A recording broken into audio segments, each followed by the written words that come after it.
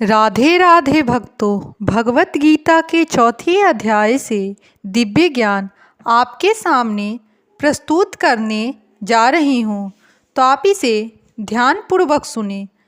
अध्याय 4 से श्लोक 27 में बताया गया है भक्तों, कर्म ही अपि बोध्यम बोध्यमे च विक्रमे अक्रमक च बुद्ध्यमे गहना गहना कर्मम गति।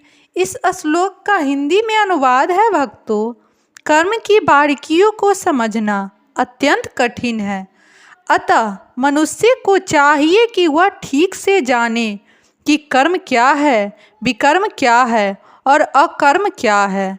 यदि कोई सचमुच ही भवबंधन से मुक्ति चाहता है तो उसे कर्म, अकर्म तथा विकर्म के अंतर को समझना होगा। कर्म, अकर्म तथा विकर्म की विशेषण की आवश्यकता है, क्योंकि वह अत्यंत गहन विषय है। कृष्ण भावनामृत को तथा गुणों के अनुसार कर्म को समझने के लिए परमेश्वर के साथ अपने भवबंधन को जानना होगा। दूसरे शब्दों में, जिसने यह भली भांति समझ लिया है वह जानता है कि जीवात्मा भगवान का नित्य दास है और फलस्वरूप उसे कृष्ण भावनामृत में कार्य करना है। संपूर्ण भगवत गीता का यही लक्ष्य है। इसी भावनामृत के विरोध सारे विकर्षण, सारे निष्कर्षण एवं परिणाम विकर्म या निषिद्ध कर्म है। इसे समझने के लिए मनुष्य को कृष्ण भावनामृत के अधिकारियों की संगति करनी होगी और उसके रहस्य को समझना होगा। यह साक्षात भगवान से समझने के समान है, अन्यथा बुद्धिमान से बुद्धिमान मनुष्य भी मोहग्रस्त हो जाएगा। श्लोक 28 में बताया गया है भक्तों, कर्मामि अकर्मक यह पश्यते अकर्मणि च कर्म यतः सः बुद्धिमान मनुष्य ही सह युक्ति कुलस्त्र कर्म कृत। इस श्लोक का हिंदी में अनुवाद है भक्तों, जो मनुष्य कर्म में, अकर्म में और अकर्म में कर्म देखता है वह सभी मनुष्य में बुद्धिमान है और सब प्रकार के कर्मों में प्रवृत्त रहकर भी दिव्य स्थिति में रहता है। अब इस श्लोक का विस्तार में अध्ययन हुआ है भक्तों। कृष्ण भावनामृत में कार्य करने वाला व्यक्ति स्वभावतः कर्म बंधन से मुक्त होता है। उसके सारे कर्म कृष्ण के लिए होते हैं, अतः कर्म के फल से उसे कोई लाभ या हानि नहीं होती। फलस्वरूप वह मानव समाज में बुद्धिमान होता है। यद्यपि वह कृष्ण के लिए भी सभी तरह के कर्मों में लगा रहता है। अकर्मक का अर्थ है कर्म के फल के बिना निर्वेशवादी।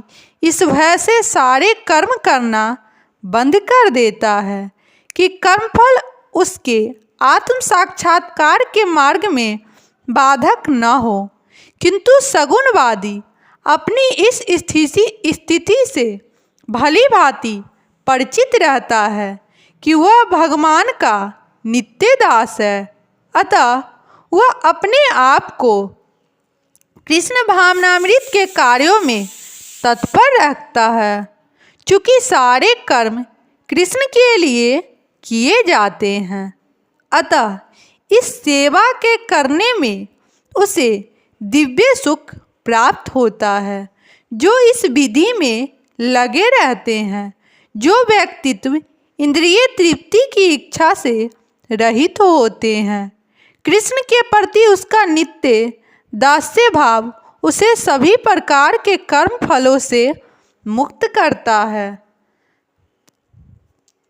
श्लोक 29 में बताया गया है भक्तों,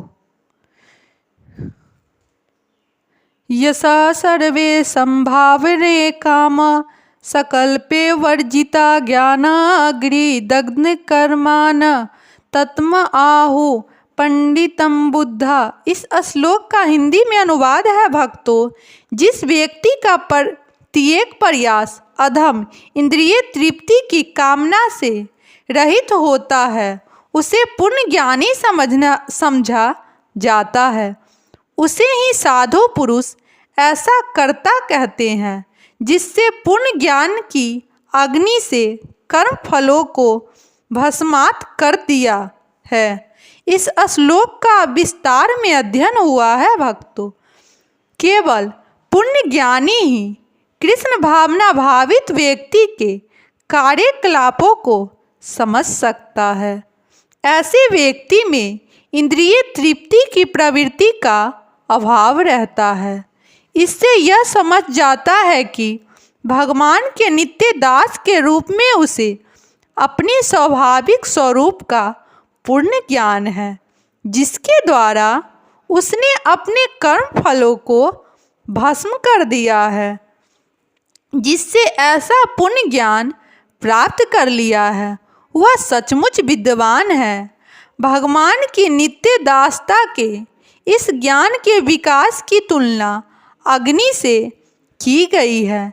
ऐसी अग्नि एक प्रकार की प्रज्वलित हो जाने पर कर्म के सारे फलों को भस्म कर सकती है। राधे राधे भक्तों।